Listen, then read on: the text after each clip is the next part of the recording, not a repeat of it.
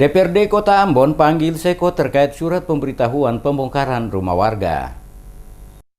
Puluhan warga pemilik bangunan lapak di sepanjang Jalan Jenderal Sudirman Tantui Atas Ambon datangi Balai Gedung Rakyat DPRD Kota Ambon menyampaikan keberatan mereka terkait surat yang mereka terima dari pemerintah Kota Ambon yang meminta dilakukan pembongkaran bangunan di sepanjang jalan tersebut. Ketua Komisi 3 DPRD Kota Ambon Yusuf Bali usai menerima para warga kepada DMS Media Group mengatakan Komisi 3 akan segera menyurati Sekot Ambon selaku orang yang menandatangani surat pembongkaran untuk dimintai penjelasan terkait dengan rencana pembongkaran tersebut. Penjelasan itu dianggap penting untuk diketahui oleh Dewan sehingga bisa dicari solusi penyelesaiannya secara baik tanpa harus merugikan pihak tertentu. Oleh karena itu, untuk sementara rencana pembongkaran harus dihentikan sambil menunggu hasil pembicaraan DPRD Kota Ambon dengan Sekot yang menandatangani surat tersebut.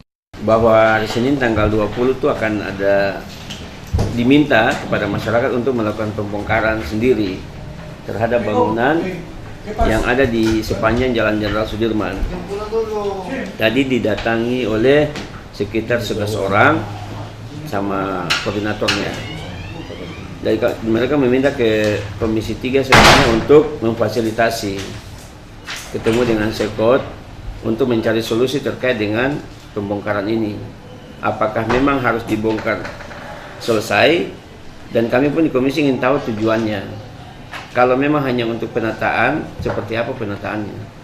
Sementara itu, Komisi 3 DPRD Kota Ambon Ridwan Hasan mengatakan surat Sekot Ambon kali ini bukan yang pertama diberikan kepada warga di sepanjang Jalan Jenderal Sudirman, karena itu adalah surat yang kelima. Pembongkaran bangunan di sepanjang Jalan Jenderal Sudirman pada beberapa tahun sebelumnya, kata Ridwan Hasan, juga pernah menimbulkan persoalan antar pihak pemerintah kota dan warga sekitar. Oleh karena itu, perlunya dibicarakan dengan melibatkan seluruh pihak terkait dalam mencari solusi terbaik. Mengingat jika bangunan warga dipaksa untuk dilakukan pembongkaran, maka ada salah satu bangunan milik pemerintah yang dibangun secara permanen pada lokasi yang sama.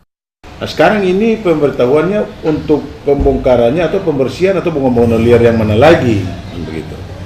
Kalau kita sepakat misalnya kata ada bangunan liar, tapi kenapa kemudian lagi ada bangunan oleh Dinas Perdagangan punya, kalau tidak ada di samping itu ada bangunan permanen. Semestinya kalau alasan DMJ, daerah milik jalan, semestinya bangunan apapun boleh ada di situ dong. Tapi di satu sisi melarang masyarakat, di satu sisi kemudian ada bangunan permanen. Nah, baru kemudian bangunan itu waktu bangun kan tidak konfirmasi lagi sama kita. Nah, itu yang jadi persoalan. Makanya masyarakat sudah datang melapor ke sini.